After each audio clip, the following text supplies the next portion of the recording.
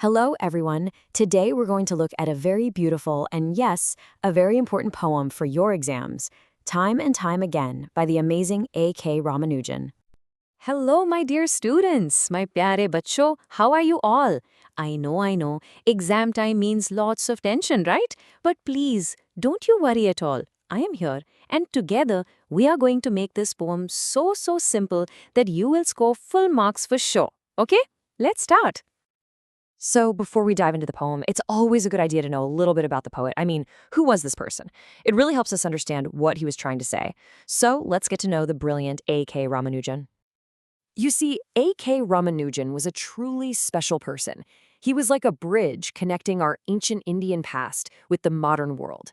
He didn't just write poems, he was a top-class scholar who translated old Tamil poetry and taught about our fantastic culture in a big university in America. He just loved our old stories, our folklore. So when you read his words, just remember, all this deep knowledge of India is coming straight from his heart.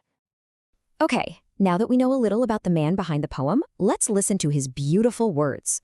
I'm going to read the poem now. Just listen carefully and try to make a picture in your mind of what he's describing. Ready? So the poem begins with sound.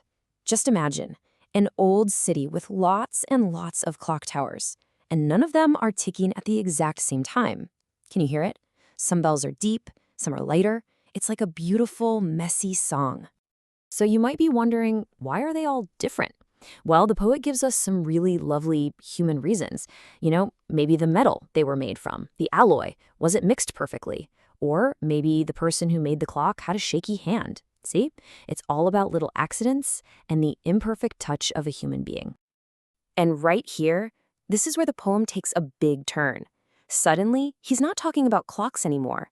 He connects the different sounds of the clocks to the different people in the city, the communities living together. Sometimes they fight, and sometimes they get along. It's the sound of real life, isn't it? A little messy, but beautiful.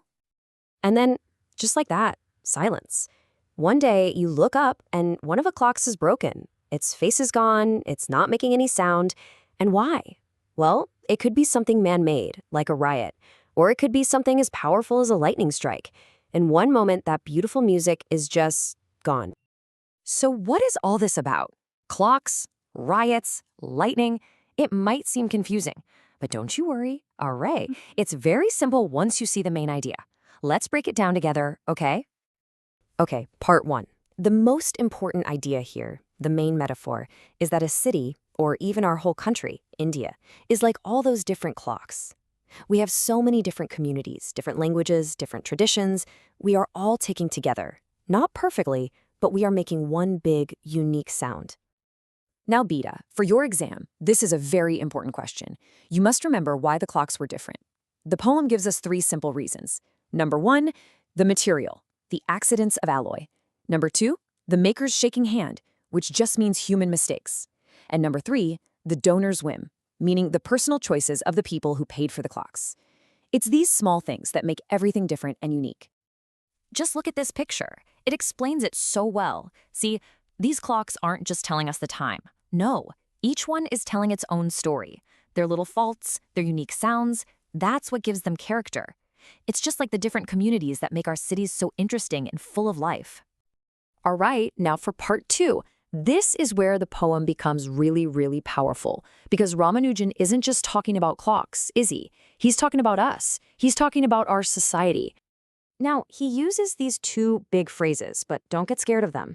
Perennial feuds simply means the fights and disagreements that sometimes happen between different groups and go on for a long time. But then there are seasonal alliances. These are the happy times when everyone comes together, maybe for a festival or a national holiday. Our country is a mix of both of these things, a constant back and forth between disagreement and friendship. But, and this is the really important and kind of sad part of the poem, this beautiful, complex music that our society makes, it's very fragile, it's delicate, it can be broken very easily. So, what can break this harmony? The poem gives us three scary things: a riot, which is just uncontrolled human anger, a time bomb, which is planned, cold-hearted destruction, or a precise act of nature, like lightning, which is totally out of our control. But in the end, it doesn't matter what causes it. The result is the same. The music stops. Okay, theory part is done. Now for the section I know you've all been waiting for. Let's look at some questions that will definitely come in your exam and, more importantly, how to write the perfect answers to get full marks. Come on, let's conquer this exam. Okay, listen up. This is a very, very common question from this poem. The examiner will almost certainly ask you, what made the clocks different? So you must be ready for this one. And here is your full marks answer. First, you will say that the differences are because of both chance and human reasons. Then you will list those 3 key points we discussed: the alloy, the maker's hand, and the donor's whim. And listen, for that extra bonus mark, you must add the last point, that all of this is a comparison to the different communities in India. Got it? Perfect. All right, here's another one. This one's a little bit tricky, but it shows the examiner that you have understood the poem really deeply. The question is, why does the poet use the word precise to describe lightning? So here's how you answer it beautifully. You explain the difference.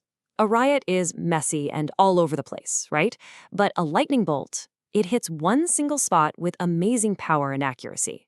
So the word precise is used to show that nature can be just as destructive as humans, but in a very focused, targeted way. It's a contrast between the messy chaos of humans and the clean, sharp power of nature. We're almost done, my dear students. Before we finish, I just want to leave you with one last thing to think about. Something that's bigger than just the exam. You know, the poem ends with a very sad image, a silent, broken clock. This is more than a story, Beta. It's a warning for all of us. So it leaves us with a big question. What can you and I do in our own lives to make sure the clocks of our society, our neighborhoods, our friendships, our country, keep ticking together in harmony? Think about it. And please, all the very best for your exams. You are all so bright, and I know you will do wonderfully. Don't take too much stress. Just revise well, stay calm, and you will shine. Take care.